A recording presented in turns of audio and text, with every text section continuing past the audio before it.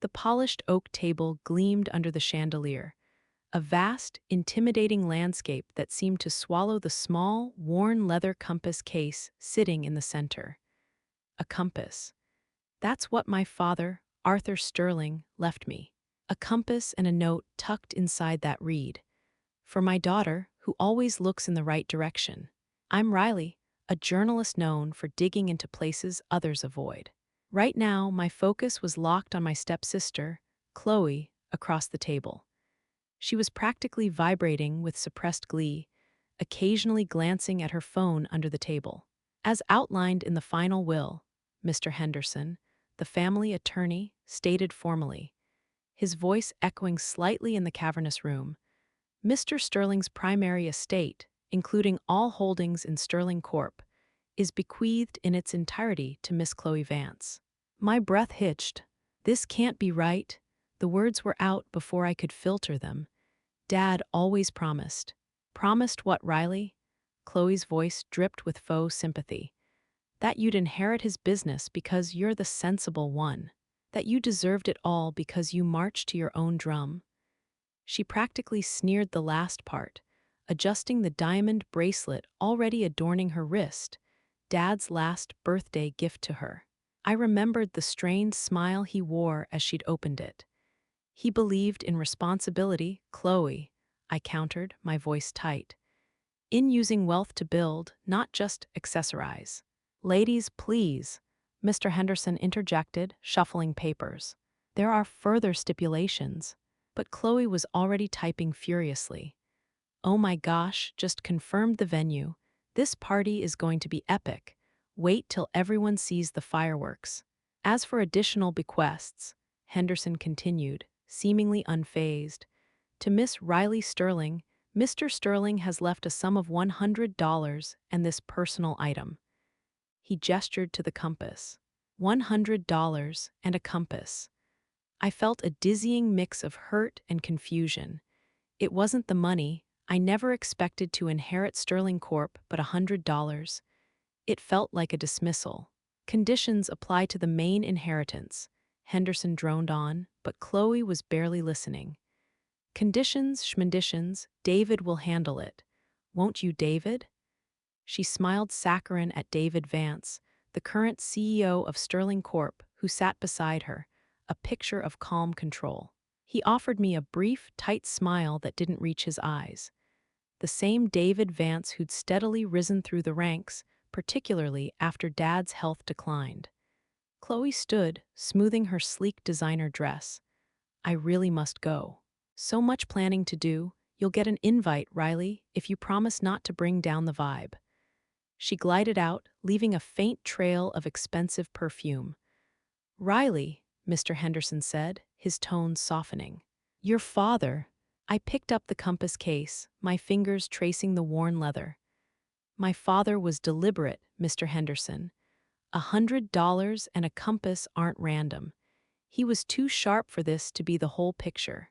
Henderson's expression remained carefully neutral, but I caught a flicker of something sympathy. Regret, Arthur. He kept extensive private notes, Riley, on everything. The note says I look in the right direction, I muttered, more to myself than him, slipping the note and the $100 into my pocket. Right direction from. What? I stood up. This whole process feels deliberately off. As I reached the door, he spoke again. Your father mentioned a place. A quiet place he used to think, out by the lake house. The old family lake house. Closed up since Mom passed. Dad rarely went there after that. What about it? Just, sometimes the answers aren't in the obvious places. He gave me a small, almost imperceptible nod. Like that compass. Maybe it's pointing somewhere. My phone buzzed Maya. You okay? Heard about the reading. Coffee. Gotta go, Mr. Henderson, I said, pausing at the threshold. Did Dad, anything else, anything personal? He met my eyes then. He said, you have your mother's eyes for detail, and her stubborn streak. He seemed confident you'd understand, eventually. My mother, Sarah.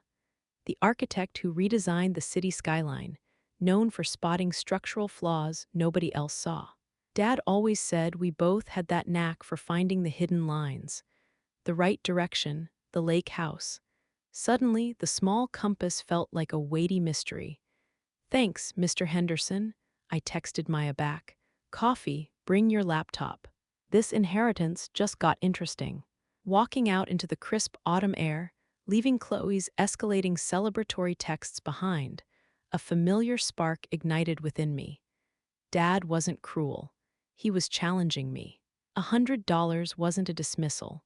It was a clue, and I was a journalist. Clues were my bread and butter. Look at this. I leaned over my laptop, Skylar squinting at the screen beside me amidst coffee cups and scattered printouts in our usual cafe booth. It had been 2 days of relentless digging since the will reading. Sterling Corp's quarterly financials. See these discrepancies?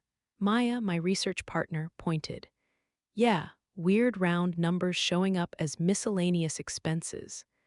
Like $10,000, $5,000, all ending in .77 cents. Exactly, I highlighted the pattern. Hundreds of transactions over the last 10 years, always ending in 77 cents. It's too specific to be random. Your dad was sending money somewhere, Maya concluded. But where? And why 77 cents? That's the million-dollar question. Or the 77-cent question. My phone buzzed. A photo from Chloe herself draped in diamonds at a pre-party fitting. I suppressed a sigh. Have you tried reaching out to anyone in Sterling Corp's Community Outreach Division? Tried calling Lena Petrova, Maya said. Used to run their women's support program. Chloe let her go right after Dad died. Bingo, I pulled up my contacts. Lena might know something. I finally got her on the phone later that day. Her voice was weary. Mr. Sterling funded our program personally for years, she explained. He called it Project North Star. He believed empowered women built stronger communities. But the board, David Vance, they saw it as a drain. Did he ever mention any special projects? Anything he was doing outside the official program? He was very private, Lena said. He kept talking about guiding stars and a safe harbor. Said he was setting things in motion so the project would continue, no matter what. She paused. He gave me this before he got sick. This, a silver pendant, shaped like a star, said it was a reminder to always look up. A star pendant, a compass pointing north. Project North Star. The pieces weren't fitting yet, but a shape was forming. I'm going to the lake house, I told Maya that evening. Henderson hinted there's something there. A quiet place Dad used for thinking. Want company? Not yet, I said. This feels personal, like Dad left this trail specifically for me. The old lake house was silent. Layers of dust covering the furniture like fallen snow. It felt like walking into a time capsule. I wandered through the rooms, searching for a hint, a sign, anything that felt out of place. In his small, cluttered study, lined with books and old maps, I ran my hand over the surface of his sturdy wooden desk.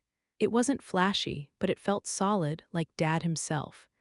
Remembering Henderson's words, a quiet place he used to think, I sat in his worn leather chair. My eyes scanned the desk, the walls, the bookshelves. Nothing seemed obvious. I pulled out the compass from my pocket, turning it over. It was old, the kind with a heavy brass case and a lid that snapped shut. I opened it, the needle trembling slightly, pointing steadfastly north. I looked around the room again, following the compass's invisible line.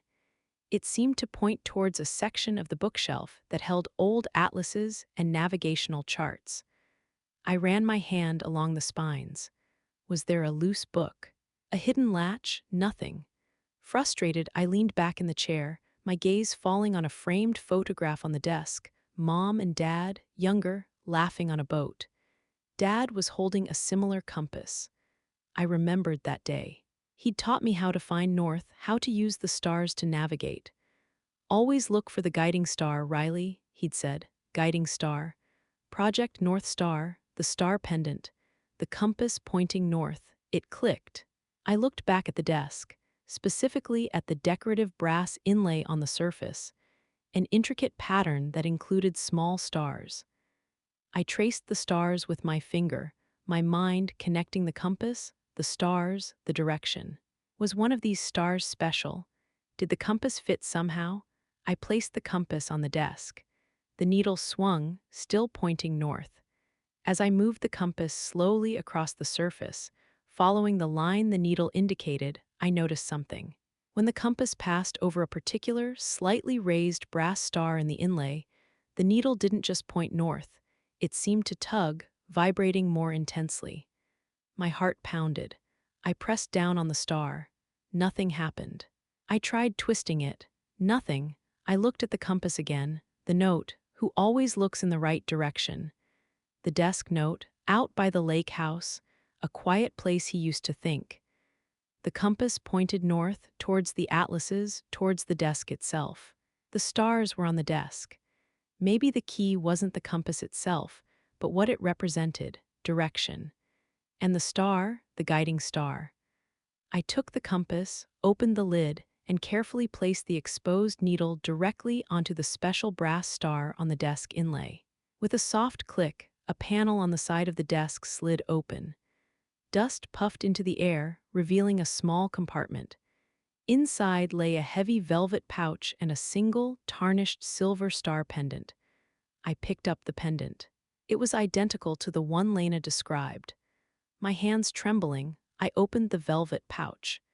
It contained a USB drive and a thick stack of encrypted documents, and another note in Dad's familiar handwriting. For my daughter who finds the path others miss. The compass points the way, but the true treasure is the map you uncover. Dad. I plugged the USB into my laptop. The documents were complex, detailing a parallel financial structure.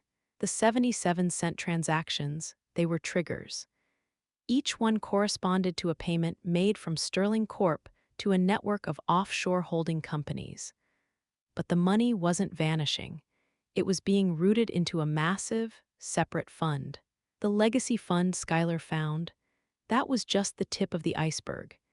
This fund was the backbone of Project North Star, providing grants, investments, legal aid, mentorship. A vast, secret web of support for women across various industries. And the documents detailed the attempts by David Vance and others within Sterling Corp to stifle, sideline, and discriminate against these very women. There were coded communications, slush funds for problem resolution, READ, cover-ups, and detailed plans to dismantle any program that empowered women or challenged the old guard. The note about the map made sense.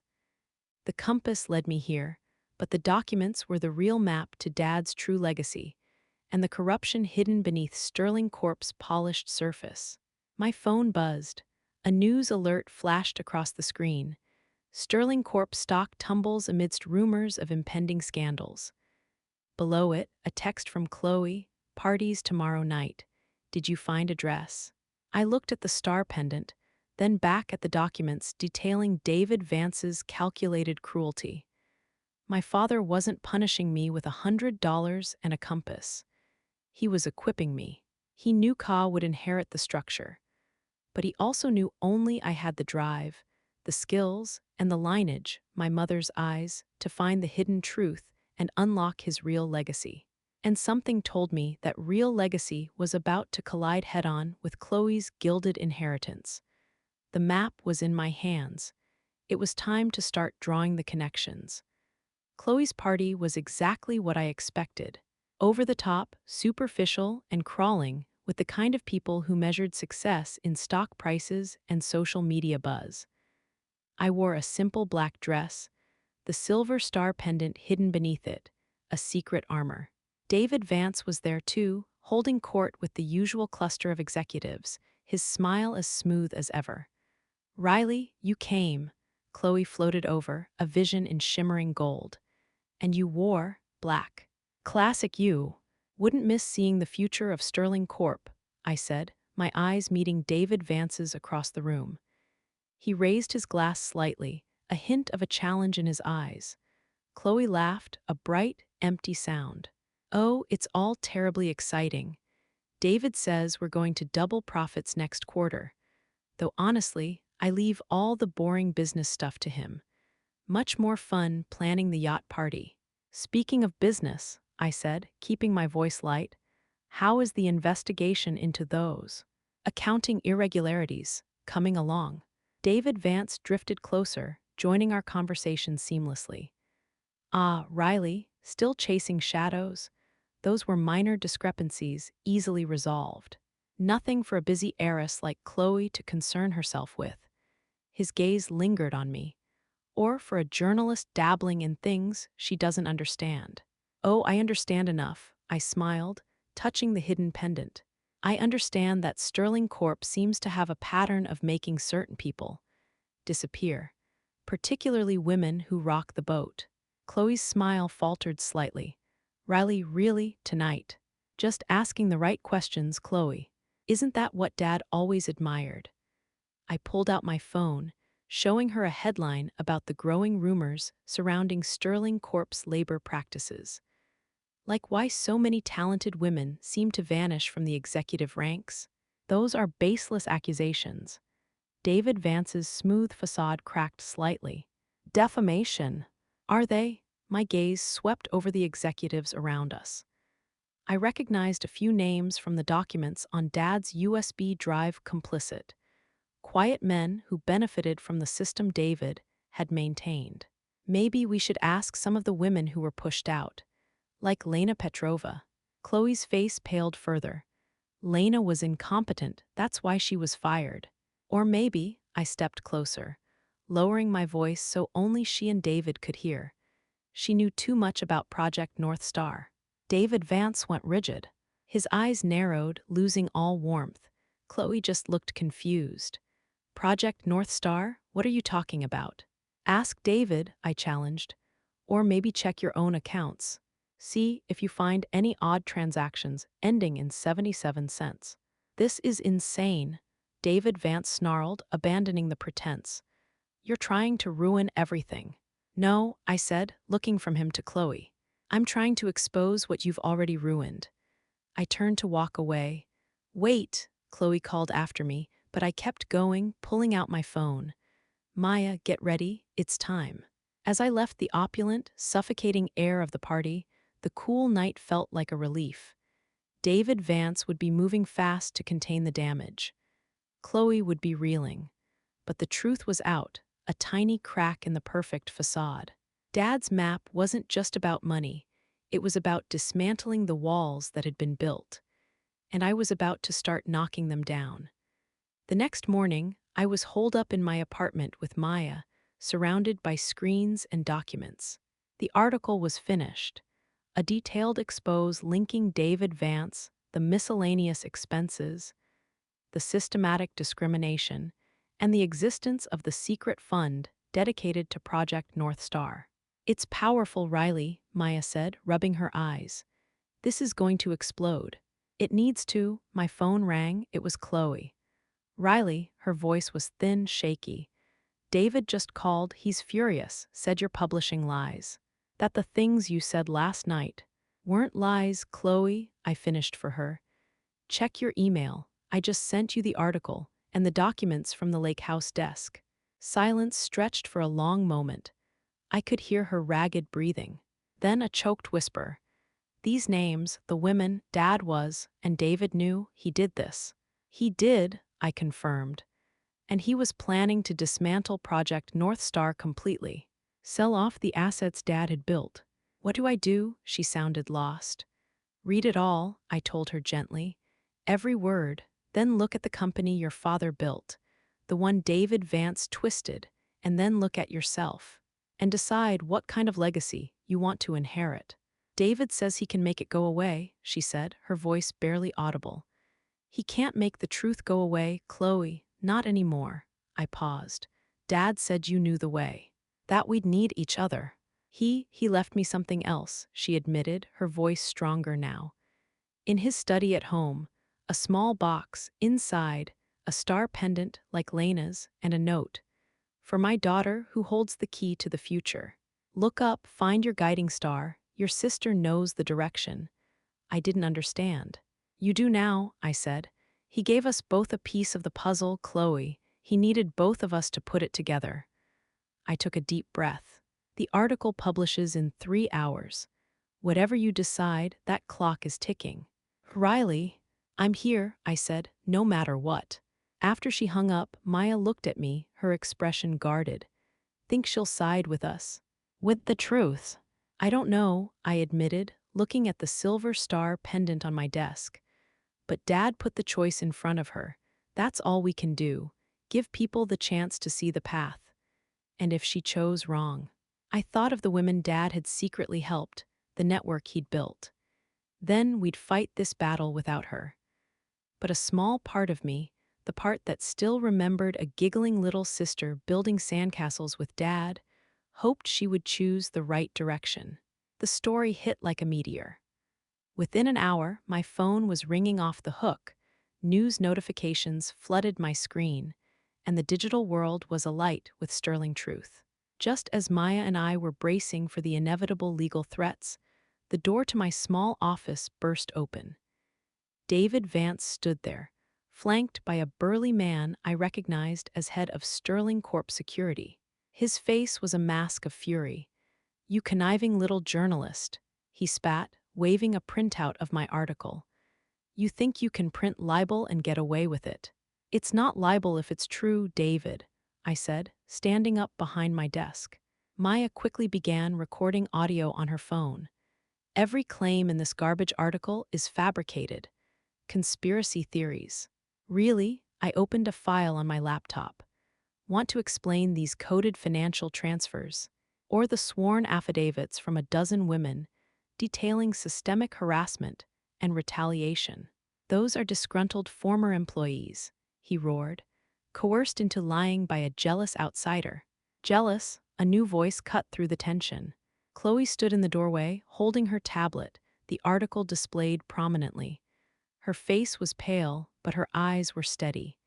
"You think this is about jealousy, David, not about the truth." David Vance's face snapped shut. "Chloe, darling, don't listen to her. She's always been unstable, resentful." "I read it all, David," Chloe interrupted, her voice gaining strength. "The documents, the financial logs, the contingency plan to dismantle Project North Star and sell off its assets." She stepped fully into the office, the silver star pendant visible around her neck. "My father's legacy. Your father was a sentimental fool who let emotions dictate his business." David sneered. "He put me in charge for a reason, because I know how to run a company." "He didn't put you in charge, David," I clarified. "Not really. He made sure Chloe had the controlling interest, but tied major decisions to a board vote. A board vote that required approval from the fund dedicated to Project North Star." David's eyes widened in disbelief. "That fund, that insignificant little." "That fund," Chloe finished, "that holds significant shares across key subsidiaries, controlled by the women Dad helped. Women you sidelined, women who now have the votes to stop you." He lunged towards her, but the security guard blocked him. "You can't," David yelled. "You're going to ruin Sterling Corp." "No," Chloe said, her voice firm. "You already did that. We're going to fix it." She nodded towards the security guard and the other man. "These gentlemen aren't here for me, David. They're here for you. Fraud, embezzlement, obstruction of justice. The list is quite long. The authorities are waiting." As they escorted a sputtering, red-faced David Vance away, his threats echoing down the hall, Chloe sank into a chair. She looked exhausted. I can't believe. I didn't see it." "He was good at hiding it," I said softly. "What now?" she asked, looking at me, truly looking at me, perhaps for the first time. "Now," I smiled faintly, "we get to work." The room was buzzing. Women I only knew from names on a ledger and photos on Dad's USB drive were here in person, filling the Sterling Corp conference room. Lena Petrova was coordinating efforts, introducing women from tech startups, legal clinics, nonprofits, all connected by Project North Star. "Your father built an incredible network," Lena told us. "He gave so many of us a chance when no one else would." And now we have the chance to build on it, Chloe said, looking surprisingly comfortable leading the impromptu meeting. Mr. Henderson confirmed the shadow fund's controlling shares. With the support of the honest board members and this network, we can push David Vance and his cronies out permanently. It won't be easy, an older woman, the CEO of a successful engineering firm Dad had funded, cautioned. They'll fight. Let them, I said. We have the truth, and we have the map. And we found the guiding star, Chloe added, touching her pendant. Dad knew we could do this, together. Over the next few weeks, the transformation was swift and decisive. With the collective voting power of the Shadow Fund and the support of our newfound allies, David Vance and his complicit board members were systematically removed. Ka, leaning heavily on Lena, Maya, and the network, began the process of restructuring Sterling Corp, embedding Project North Star's principles into the company's core mission. I, meanwhile, continued working with the women who came forward, ensuring their stories were heard and that they received the support they deserved. The $100 Dad left me. I used it to open a dedicated bank account, depositing every settlement and grant awarded to the victims into it before distributing it. A small, symbolic start to rectifying the wrong. One evening, back at the lake house, Chloe and I sat in Dad's study. The dust covers were gone, the room felt alive again. Chloe had insisted on restoring it exactly as it was, compass desk and all. Look, she said, pointing to a small, almost invisible inscription on the back of the desk panel I'd opened. Dad's handwriting. The stars show the way, the north guides the journey, but the real power is in reaching the destination together. He planned this all along, I marveled. He left us clues, Chloe corrected. He didn't force us. He trusted us to find our way. She opened the desk drawer and pulled out a small, framed object. Inside was the $100 bill I'd received, mounted next to Dad's note about looking in the right direction. Below it, Ka had added a small brass plate. The first step on the path. Value isn't always where you expect it. I laughed, tears welling in my eyes. The journalist never throws away evidence. Or a guiding star, she said, touching her pendant. Come on, the team's waiting. We've got a company to rebuild. We walked out of the study together, the scent of old wood and lake air following us. Outside, the stars were beginning to appear in the night sky. Dad's guiding stars. We had found them. And in finding them, we had found each other, ready to lead Sterling Corp towards a new dawn, one built not on hidden wealth, but on revealed truth and shared purpose. The compass had pointed the way, the stars had offered guidance, but the real direction forward was the one we were building together.